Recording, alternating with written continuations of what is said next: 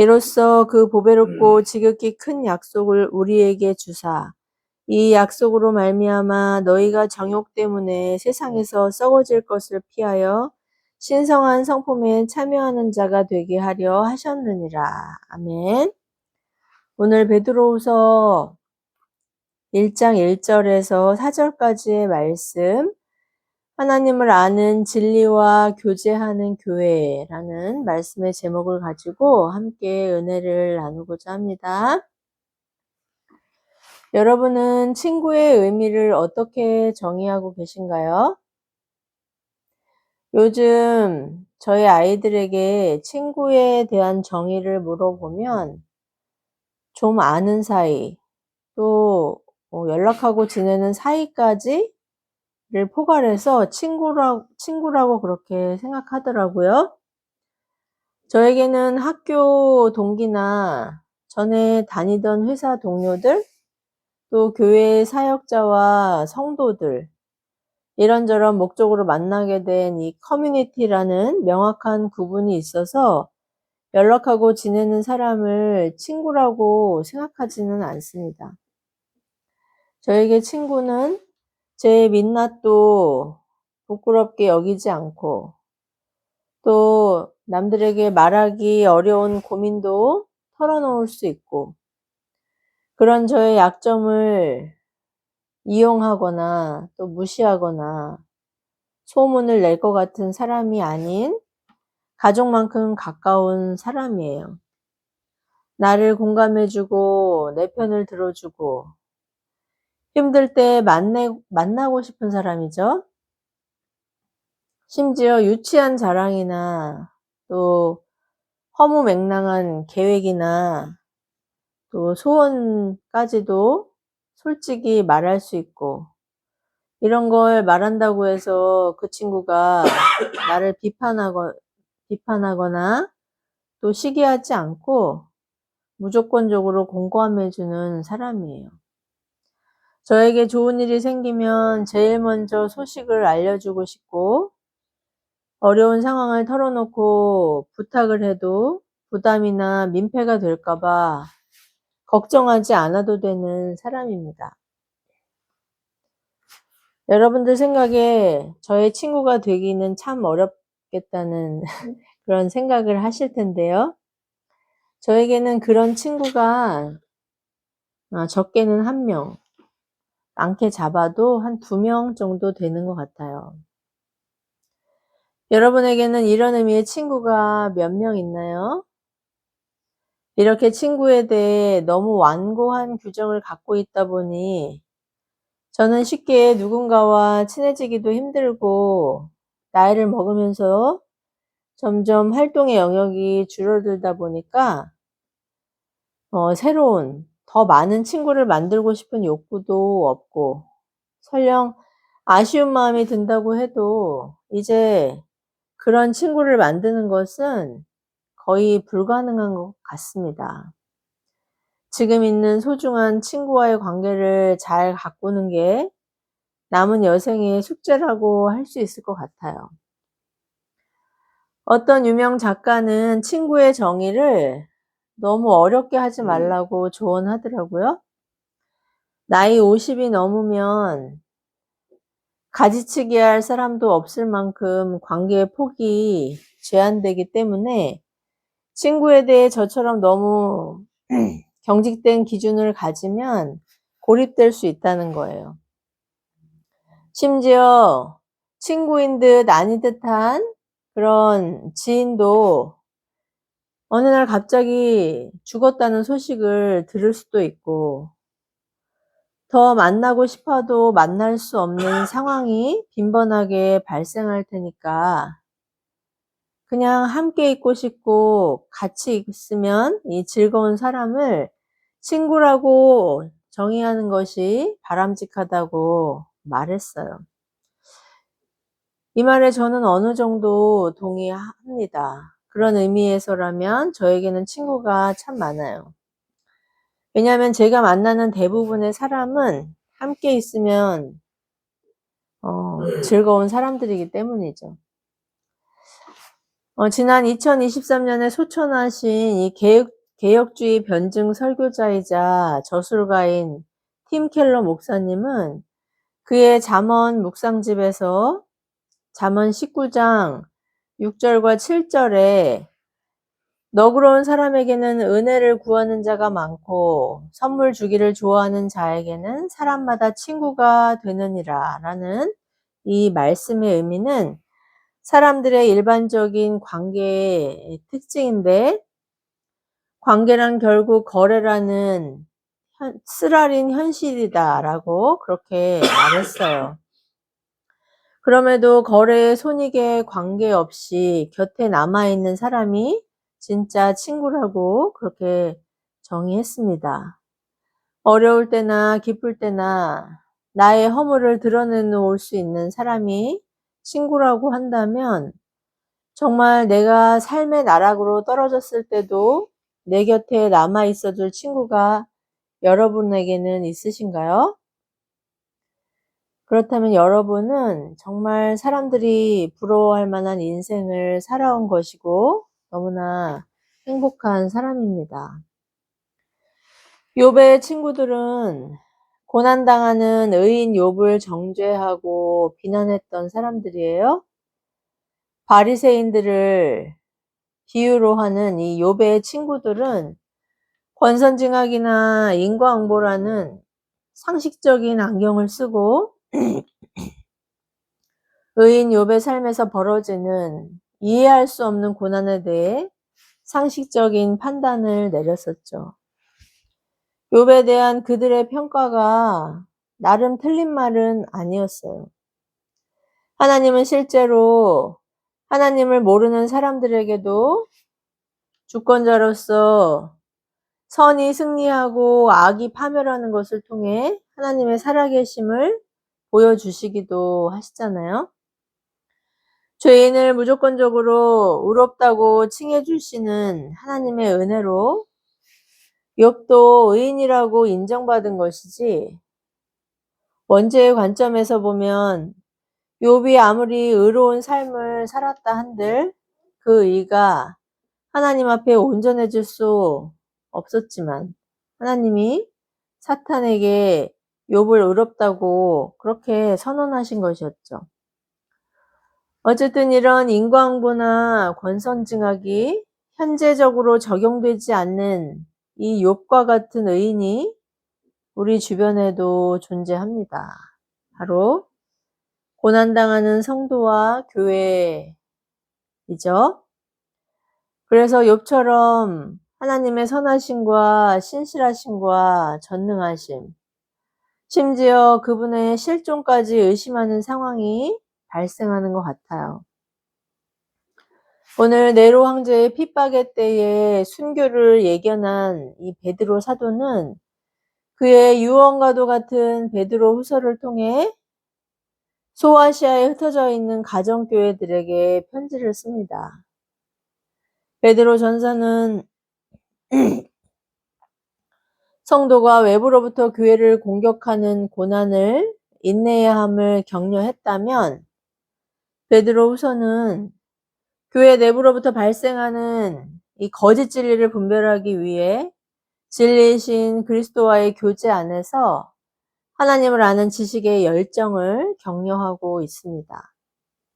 오늘 말씀을 통해 의인 욥처럼 가장 가까운 가족조차 자신을 버리고 친구들조차 나를 의심하고 비판하며 인간관계를 거래로 정의하는 이 세상의 가치에 저항하는 예수 그리스도가 나의 영원한 친구이심을 확신하는 시간 되길 바랍니다. 나의 곁에서 언제나 한결같은 사랑으로 함께 하시고 또 인내하게 하시는 이 가장 좋은 친구이신 예수 그리스도를 더욱 신뢰하길 축복해요. 하나님 아버지의 선물이신 예수 그리스도의 생명과 헌금이나 헌신, 예배의 자리에서조차 하나님과 거래를 딜하는 우리의 이런 냉담한 무지라는 말도 안 되게 하나님께 손해가 되는 거래의 의미를 다시 한번 반추할 수 있길 바랍니다. 그럼에도 한 번 약속하신 그리스도의 생명이라는 이 하나님 편에서 지독히 불공평한 거래를 파기하지 않으시고 끝까지 지키시는 신실하신 사랑에 감격을 회복하는 시간 되기를 예수 그리스도의 이름으로 축복합니다. 제가 처음 신앙도 없이 교회에 출석하고 벤치 워머라고 하죠. 교회의 95%에 해당한다는 이 명목상의 신자였던 벤치 워머였었는데요. 어쨌든 교회 장의자만 데피고 출석하던 때가 한 1년 정도였던 것 같아요. 그냥 그 자리에 아무 생각 없이 앉아만 있어도 마음이 좀 안정이 되고 편안해졌던 것이 지금 생각해도 신기할 따름이에요. 설교 시간에도 설교를 듣는 것이 아니라 머릿속으로는 온통 딴 생각뿐이었죠. 눈은 성경책과 또 설교자를 왔다 갔다 보고 있었지만 머릿속으로는 설교 언제 끝날까? 끝나면 아이들을 데리고 서점을 가서 무슨 책을 살까? 집에는 언제쯤 가지? 내일 출근하면 무엇을 해야 하나? 온통 이런 생각을 했던 것 같습니다. 아무튼 그런데도 매주 꼬박꼬박 주일 출석을 했다는 거, 또 남편은 집에 두고 새 아이를 차에 태워 부지런히 교회로 향했다는 거, 지금 생각해도 너무 신기할 따름입니다. 그때는 아는 사람이라고는 친정 식구밖에 없는 교회에다 또 친정과는 그다지 친하지도 않은 상황이었는데 어렸을 적 잠시 출석했던 교회를 무슨 마음으로 나가기 시작했는지 저는 아무리 생각해도 하나님의 강권하시는 부르심이라고 밖에는 해석할 여지가 없어요. 저는 고난 중에도 기뻐하고 무시로 기도하고 범사에 감사하는 이 하나님이 원하시는 성도의 생활이 분명한 가시적인 신앙의 열매라고 생각합니다. 불평불만 많던 제가 그리스도인이 아니었다면 불가능했을 경건의 능력이라고 생각하는데 당신은 하나님과 인격적인 교제 없이 또 말씀을 깨닫는 지혜도 없이 한두 시간을 장의자에 갇혀서 자리를 지킨 것이야말로 기적이라고 생각하죠. 그래서 예배 시간에 회중이 딴 생각을 하고 있구나, 설교를 듣지 않는구나, 이런 것을 빤히 알면서도 섭섭하거나 화나지 않는데요. 왜냐하면 예전에 저처럼 자리를 지키고 앉아 있는 것도 하나님의 강권적인 은혜라고 믿기 때문이에요. 세상에 재밌는 게 얼마나 많고 스마트폰만 봐도 개미지옥같이 알고리즘으로 무한재생되는 볼거리가 얼마나 많습니까? 그런데도 짧지 않은 시간을 이렇게 집중하기도 힘든 제 설교를 듣는 것처럼 보이는 이 가족의 모습만 봐도 전 너무 감사한데 제가 너무 소박한 기대를 갖고 있나요? 아무튼 우리는 하나님의 뜻을 알 수 없고 나중에 한참 지나고 나서 지나온 과정을 복기하다 보면은 그제서야 퍼즐 조각처럼 그때 그래서 그런 것이었구나 하면서 놀라운 하나님의 섭리와 인도하심을 깨닫게 되는 것이죠. 그런 경험이 지속적으로 학습이 되고 반복되고 자신의 역사가 되면 하나님이 선하시다, 또 하나님이 신실하시다, 하나님은 우리를 사랑하신다는 인격적인 교제의 신뢰가 쌓이는 것이죠. 단언컨대 하나님은 언제나 저에게 좋은 것만 주셨어요. 특별히 지난 시간을 돌아보면서 제 평생의 업적을 기록하고 있는 요즘인데요. 저의 가족을 주신 것도 그렇고 제가 주님을 만난 때가 인생의 나락이었을 때였는데 그때조차 주님을 만날 수 있는 기회였기 때문에 저에게는 너무나 소중한 선물 같은 고난의 시간이었다는 것을 지금 생각해도 감격이고, 그때 주님이 저를 강권적으로 교회로 인도하셔서 말씀을 통해 또 교제하는 동역자들을 통해 은혜를 주시지 않았다면 저도 지금 우리 가족도 지금 이런 모습으로 존재할 수 없었을 거라는 그런 확신으로 더욱 감사하게 됩니다. 저는 30대 예수님을 인격적으로 만나면서 막연하게나마 언젠가 은퇴를 하면 신학을 해야겠다는 생각을 했었어요. 그래서 방송대 영문과를 진학하고 직장일이 바빠서 한 해 휴학하고 성실하게 공부해서 5년 만에 졸업을 하게 됐습니다. 나중에 신학교를 가려면 학사 자격이 있어야 하는데 나이 들어서 공부하려면 많이 힘들 것 같다는 것이 진학의 이유였죠. 당시 함께 등록했던 친구는 한 학기 하고 포기할 정도로 이 방송대 자기주도형 수업은 쉽지 않은 과정이었어요.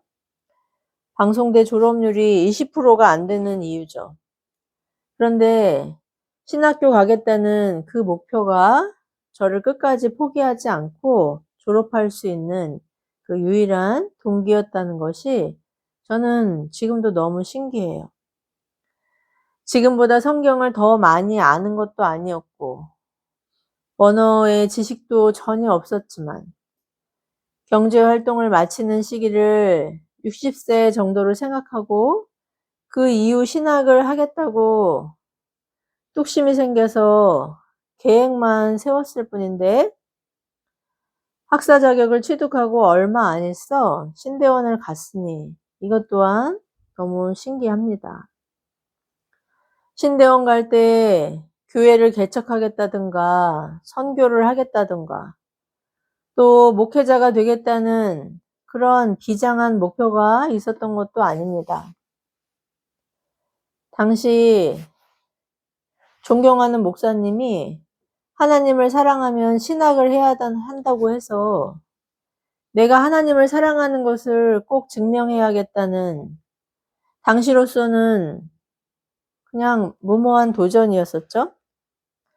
성경을 하루 종일 공부하고 예배가 너무 좋고 기도가 생활이 되고 말씀을 전하는 것이 가장 행복했기 때문에 성속을 구분하는 삶의 예배에 대한 왜곡된 예배관을 갖고 있기는 했지만 아무튼 교회에서 살고 싶다는 그런 동기에서 신학교를 가게 된 거예요.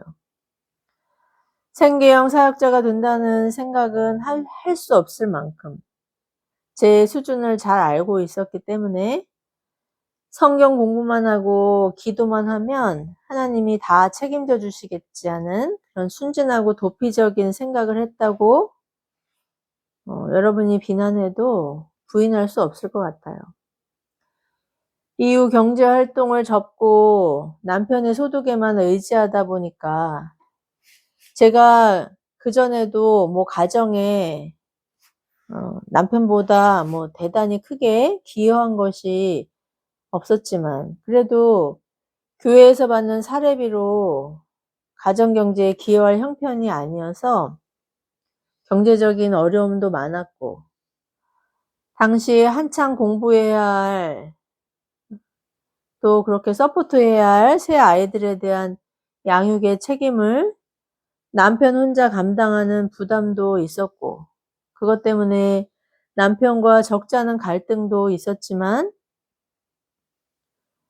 시간이 흘러 이렇게 말씀과 기도와 설교에 집중하는 생활을 하고 있다는 것이 기적이라고 밖에 말할 수 없는 그런 행복한 시간을 보내고 있습니다.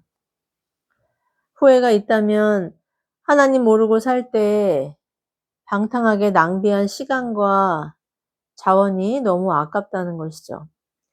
그러나 하나님을 알고 나서는 실수하고 넘어지고 가족들이나 교회에 부끄러운 연약함도 많았지만 언제나 회복으로 인도하신 하나님의 손길을 매 순간 목격하기 때문에 든든하고 더욱 감사하게 되는 것 같아요. 하나님을 안다는 것, 친밀한 교제를 누리고 그리스도의 성품이 주는 유익을 저의 삶 속에서 매 순간 발견한다는 것이 얼마나 큰 보물이고 감사의 이유이고 든든한 울타리가 되는지 나이를 먹어갈수록 더 부인할 수 없게 되는데 여러분은 어떠신가요? 오늘 베드로 사도는 그의 임박한 순교를 앞두고 남겨질 연약한 교회들을 향해 아버지의 마음으로 유언을 작성하고 있습니다. 오늘 본문 4절에 이 신성한 성품에 참여하는 자라고 그렇게 기록되어 있는데 이 참여하는 자의 원어적인 의미는 동역자, 친구, 반려자라는 뜻이에요. 성도와 교회가 그리스도의 아름다우심과 그 탁월하심, 거룩하신 것 같이 이 세상과는 구별된 주님의 신성한 성품의 친구임을 증거하는 능력이 무엇입니까? 바로 그리스도 안에서 하나님을 인격적으로 아는 참 지식인 것이죠. 이 지식은 성경을 많이 읽는다거나 성경의 원어를 능숙하게 구사한다거나 고고학적인 자료들을 깊이 연구한다고 얻게 되는 지식이 아닙니다. 그 어렵다는 신학을 공부해서 오히려 그리스도를 부인하는 데 삶을 몰빵하는 사람들도 많지 않습니까? 오늘 사도는 본문 1절에서 그 지식을 받은 자들이 어떤 사람들인지를 선언하고 있습니다. 1절에 이 보배로운 믿음을 받았다 할 때 그 받다의 원어의 의미는 획득하다, 제비 뽑다 거든요. 구약 이스라엘도 그렇고 사도들이 예수님을 배신하고 목매달아 자살한 가룟신 유다를 대신해서 마띠아를 13번째 사도로 선택할 때도 이 제비뽑기를 통해서였어요. 우리가 사다리 타기를 하거나 주사위를 던지듯이 운이나 유행을 바라는 이 미신적인 의미의 제비뽑기가 아니라 하나님이 정하신 신적 권위를 행사하는 제비뽑기를 의미했죠. 바로 이 보배로운 믿음이 하나님의 주권적인 은혜로 예정하신 성도에게 주어졌다는 것이죠. 그러니까 하나님이 작정하시고 그리스도의 대속의 공로를 덧입혀 주신 성도는 그냥 하나님께서 그래 너 거기 그래 너 이런 식으로 우연히 얻어 걸린 요행으로 그렇게 구원받게 된 것이 아니라 전능하시고 신실하신 성삼위 하나님께서 신비한 섭리로 계획하셔서 거부할 수 없는 선물인 이 믿음을 받은 사람이라는 것입니다.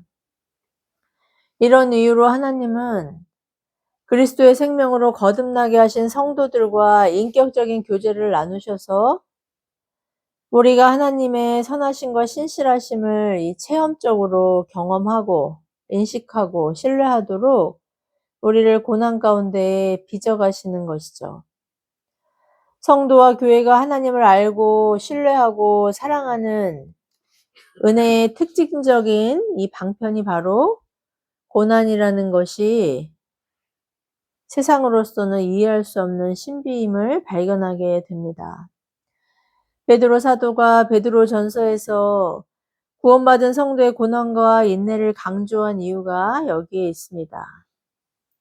이 보배로운 믿음을 소유한 성도는 죄인을 위해 고난당하신 그리스도의 성품을 공유하기 때문에 하나님을 사랑할 수밖에 없고, 자발적인 이끌림 가운데 하나님을 체험적으로 아는 지식을 더욱 갈망하는 이 신앙의 선순환의 유익을 누리게 되는 것입니다. 여러분은 신앙을 버리고 하나님을 모르던 때로 다시 돌아갈 수 있으세요? 아멘 하시면 안 되겠죠? 하나님 없는 세상과 삶을 상상해 보신 적 있으신가요? 20년, 30년, 50년, 아니 모태신앙으로 태어나 전 생애를 교회에 출석하고 중직으로 활발하게 봉사하던 이 목회자나 장로나 권사나 집사, 이런 중직자들이 코로나를 계기로 가난한 성도가 되었다는 이야기를 들어보셨을 거예요. 교회에 봉사할 나이가 지났고 불러주는 사람이 없어서 교회가 낯설고 재미없어서 안 나간다는 분을 보셨을 거예요. 이런저런 이유로 교회를 떠나니 다시 안 나가고 싶다는 가난한 교인을 보셨을 거예요. 우리나라 인구 기준에서 25%에 해당하던 이 교인 수가 20%로 하향 조정된 이유가 바로 그런 가난한 교인들의 이야기입니다. 오프라인 예배 회복에도 불구하고 지금도 온라인으로 예배를 한다는 성도들이 적지 않습니다. 코비드 시국이 아니었다면 상상도 할 수 없었던 온라인을 통한 예배라는 것이 이제는 그리 이상하거나 낯설지 않아서 스스럼 없이 온라인으로 예배드렸다고 말할 수 있는 세상이 되어버렸어요. 개인주의와 구도자 중심주의, 소비자 중심의 예배의 실태가 이런 예배의 변질과 세속화로 세상에 적나라하게 드러나게 된 것이죠. 매일의 삶 속에서 우리와 함께 하시는 하나님과의 교제가 주는 양보할 수 없고 빼앗길 수 없는 그 유익을 모르면 이렇게 나의 감정이나 형편이나 상황이나 시대에 따라 얼마든지 예배가 변질될 수 있다는 것을 깨닫는 저와 여러분 되길 바랍니다. 사도 당시에도 주님을 직접 만나 제자로 양육받은 사도들이 하나둘씩 세상을 떠나자 3세기에 본격적으로 등장하는 영지주의의 그 초기 버전이라고 할 수 있는 원시 영지주의 이단이 교회에 침투하기 시작했어요. 예수님을 영적이고 신적인 존재로만 강조하거나 부활을 영적인 부활로만 호도하는 이단들이었죠. 세속화를 부추기기도 했고 몸을 악마화해서 금욕을 부추기기도 하는 버전으로 성도들을 혼란스럽게 했습니다. 이런 이단을 분별하고 물리칠 수 있는 능력은 진리이신 예수 그리스도를 아는 것인데, 그 지식은 바로 하나님과의 바른 교제를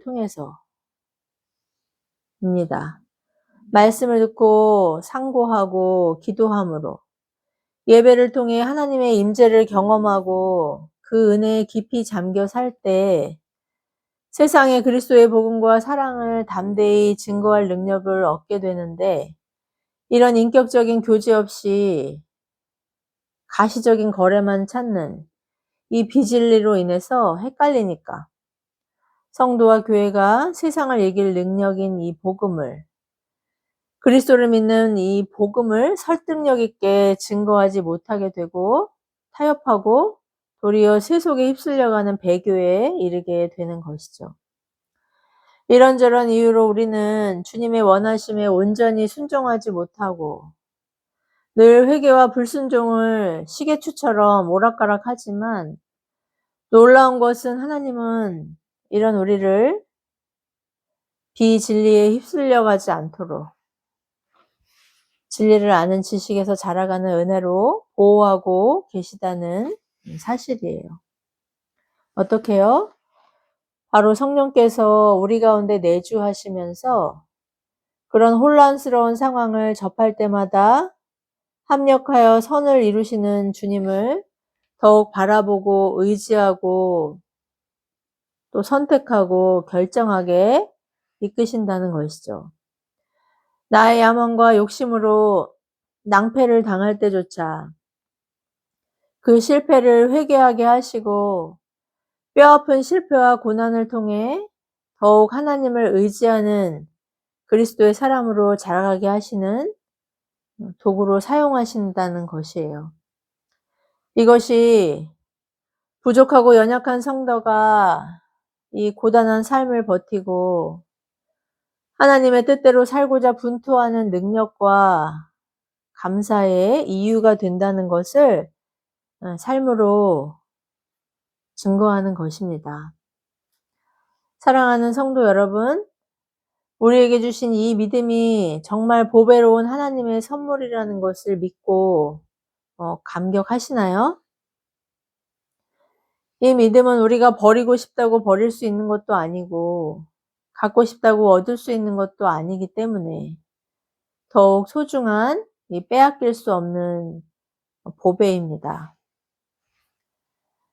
창세기에서 야곱이 이미 그를 장자로 택하신 하나님의 약속에도 불구하고 인간적인 욕심으로 형 에서에게 장자권을 속여서 탈취하는데 여러분 그 결과 그는 20여 년을 고향을 떠나 자기보다 더 사기꾼인 삼촌 라반에게 착취당하고 이용당하는 연단의 시간을 겪지만 그래도 하나님은 그를 끝까지 훈련하셔서 하나님의 사람으로 이스라엘의 기원이 되는 장자의 지위를 부여하시잖아요. 성도에게는 이렇게 우리에게 주신 신앙에 대한 간절함, 속여서 빼앗고 싶을 만큼 너무나 갖고 싶은 것이 신앙이 되어야 함을 깨닫는 저와 여러분 되길 바랍니다.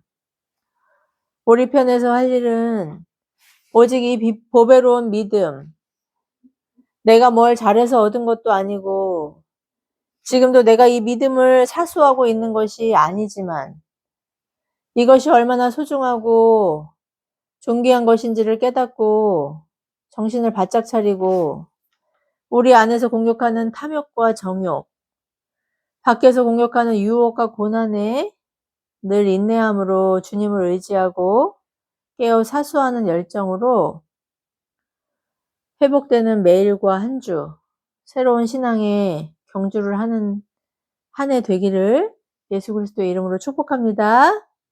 기도하시겠습니다.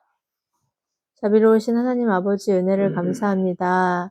오늘도 말씀을 통해 예수 그리스도의 그 대속의 공로와 부활의 생명으로 우리에게 허락하신 이 보배로운 믿음이 우리의 힘과 능이 아닌 우리의 신실한 친구 되시는 예수 그리스도의 은혜임을 다시금 말씀을 통해 깨닫게 하시니 감사와 찬양드립니다.